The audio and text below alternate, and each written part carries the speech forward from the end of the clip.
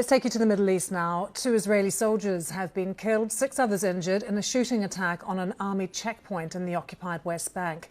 It took place in the north in the Palestinian city of Tubas, and it comes as the UN Agency for Palestinian Refugees, you'll know them as UNRWA, has said a nearby camp in the city of Jenin is going in a catastrophic direction as the Israeli military continues its operation there. The army says it's killed 50 people there so far. Palestinian President Mahmoud Abbas says the operation is aimed at ethnic cleansing and has called on the US to intervene. We have some latest pictures for you from the scene of today's attack at that army checkpoint. And to remind you as well, Israeli Prime Minister Benjamin Netanyahu is right now in the United States and he's going to be meeting with President Trump later today. We are again at a critical juncture for the Gaza ceasefire and the next phases of that as well. So let's take you to Jerusalem and join our correspondent there, Wura Davis. First, Wura, can you put into context for us what is happening in Jenin at the moment? Yeah, for all the relative calm in Gaza since the start of the ceasefire in the occupied West Bank, things have been going from worse to worse.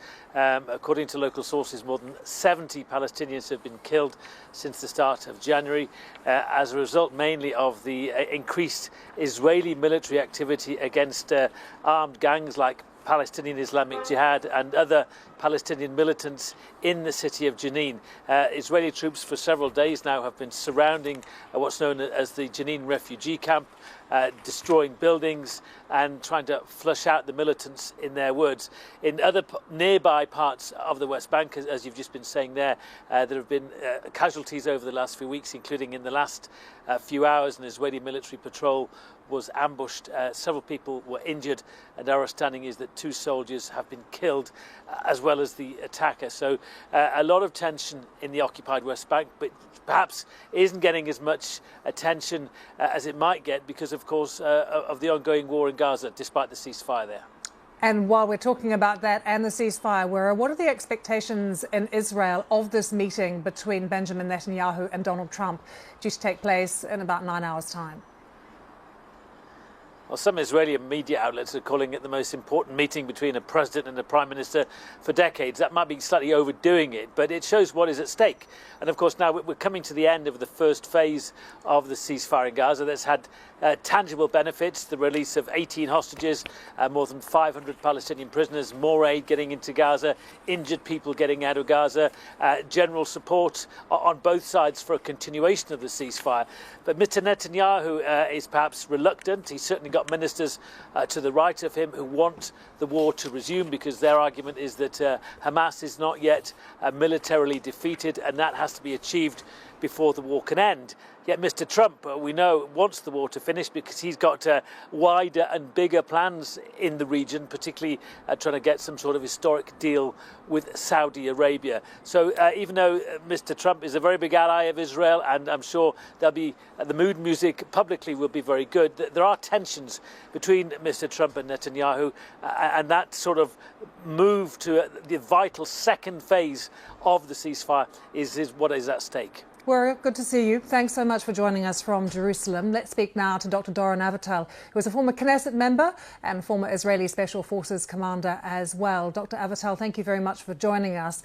Wura just saying there that some in Israel say this meeting between Benjamin Netanyahu and President Trump is one of the most important historically that we've seen. Not everyone agrees, but what's your view? How important do you see this meeting in Washington today as being? No, I think it's critical. I think it comes in a critical junction in terms of the situation in Gaza, in terms of the hostage deal, in terms of the public opinion in favor of the hostage deal, and in terms of the political constraint in Israel, and in terms of the bigger picture in the Middle East concerning Trump's vision, not only his vision, about the corridor, about Saudi Arabia normalization.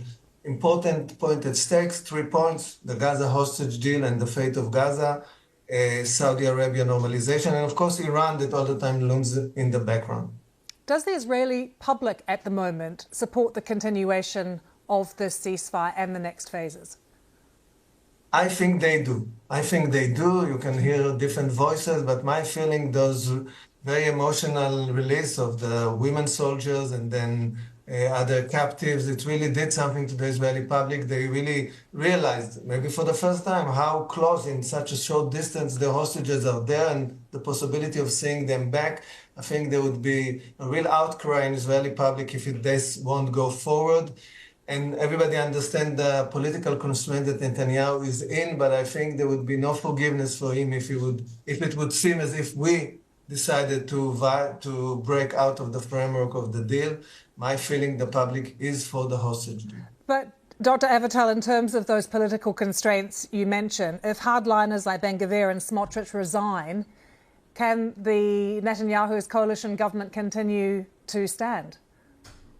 Not for long. I mean, he is insured by the opposition, but Yair Lapid, the head of the opposition, and Benny Gantz, the other leader in the opposition camp, that they would stand behind him in this deal.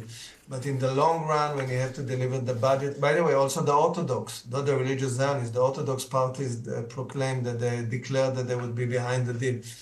But in the long run, if the extreme right-wingers, Smotrich and Ben-Gvir, leave the government, in the long run, we'll go to election. There will be the collapse of the coalition. This is his fear, so he is maneuvering. His maneuvering space is very limited now between Trump, between the constraints here, between the public. Very little maneuvering space. Therefore, I think Trump is in a position to dictate to him, with Witkef's aid, how to go forward. Can I ask you, Dr. Avital, about what is going on in the West Bank, which is how I started my conversation with Wira, and the UN saying, there is a dangerous escalation there, a catastrophic direction that the Jenin refugee camp is moving in. The Palestinian Authority Foreign Affairs Department have said civilians are being displaced under armed threat, entire neighbourhoods are being destroyed with explosives. They say there is a flagrant violation of international law taking place by the IDF in the occupied West Bank. What is the objectives of the IDF at the moment? I think, first of all, we have to realize that Jenin and the northern Samaria was a hotbed of terror also before the 7th of October, and now it's picking up in a dangerous direction. It's true that there were a few weeks ago, there was an attempt to introduce the Palestinian Authority, the security forces of the Palestinian Authority, that they would instill some order and try to contain those terror acts. There is a fear that the energy, that if there's a ceasefire and it continues in Gaza, that the energy of terror would go to the northern Samaria. So Israel, it's a sort of a preemptive move, try to contain it. I don't think the displacement is something, it's also a local displacement in order to maneuver and to conduct the military operation. We don't have to read more than this to that, but the northern Samaria is an issue. We saw it today. We are trying to contain it. I hope it would work. Yes, it's a problem.